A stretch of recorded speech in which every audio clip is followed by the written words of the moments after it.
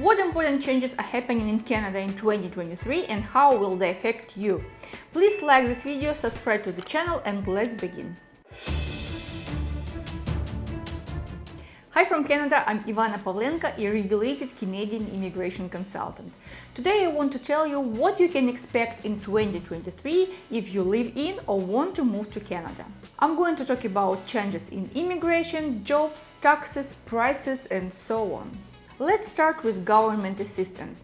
The Canadian government helps residents who need it. Those living in the country in 2023 can qualify for payments such as rental assistance, children's dental assistance, and climate benefits. There is a one-time rent assistance payment of 500 Canadian dollars for low-income families. There is also child dental aid up to 650 Canadian dollars per child per year for families with an income below 90,000 Canadian dollars. And finally, we have climate payments of up to 1,500 Canadian dollars in compensation per family in regions of Canada where emission taxes are charged. These payments are mainly for those who already live in Canada. If you want to know about the help for newcomers, let me know in the comments. The good news is that Canada forecasts loss of jobs in 2023. The country has been experiencing a worker shortage for the past few years, and the situation is predicted to continue as the population is aging and many will be retiring. Next, let's talk about expenses. The reality is that in Canada, like in the rest of the world, inflation is high right now and everything has been getting more expensive. Average spending on groceries in 2023 is projected to be 1,000 Canadian dollars higher than last year. A family of 4 can expect to spend 1,350 Canadian dollars on food per month. So get ready to spend that kind of money after you move to Canada. Real estate is another problem. Although many experts say that in 2023 the price of buying a home will fall by 10 to 25%, rental costs won't go down.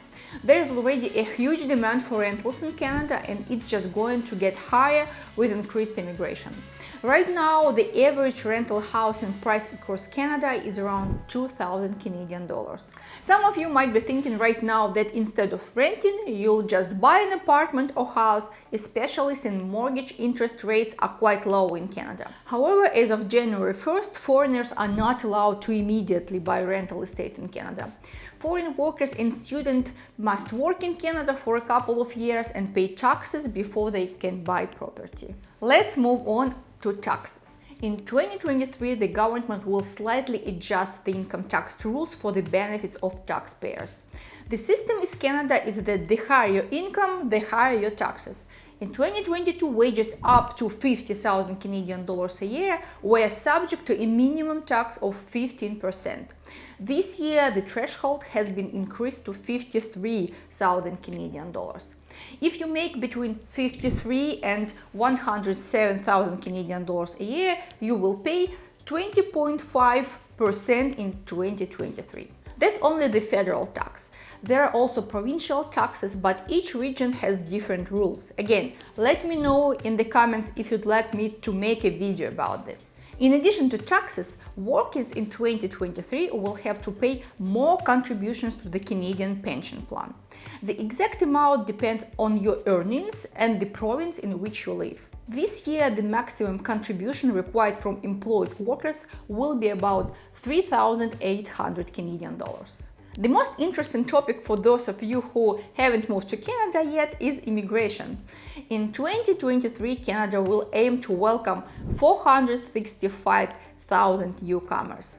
That's a huge number and it just keeps growing every year.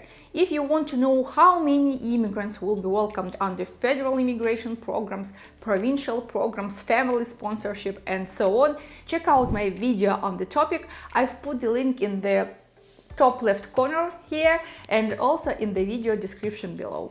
Perhaps the most important immigration changes in 2023 are global changes to the Express Entry system. This is a system used to processing application for federal and some provincial programs. Express Entry awards points for various factors such as age, education, work experience, language skills, and the like. At the moment, those who score highly are invited to apply for PR. Soon Canada will also introduce targeted draws.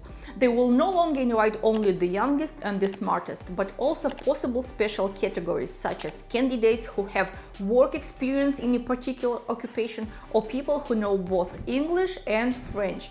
So if you are on the fence about whether to study French, I'd highly recommend it. Right now, Canada has a severe healthcare worker shortage, and they are likely to be among the first group invited in a targeted draw.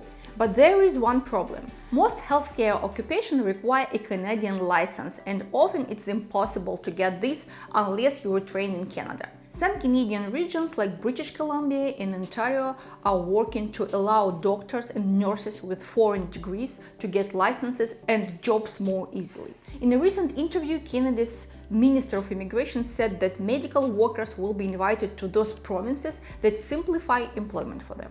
I also want to believe that Canada will speed up the processing of visa and PR application in 2023. There were huge delays in 2022. It wasn't until late last year that dozens of our clients were finally granted visa. Our youngest client who got a visa in 2022 was 17 years old and the oldest was 52. Many of our clients came to Canada to study. After they graduate, they will be able to stay in Canada to work, which will give them a lot of extra points and help them get PR. If you are interested in studying in Canada, please book a consultation and I'll assess your chances of getting a visa. I'd love to hear about your plans and goals for 2023.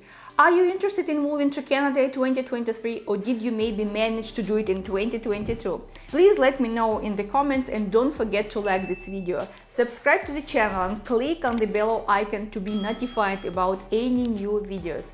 See you in Canada in 2023.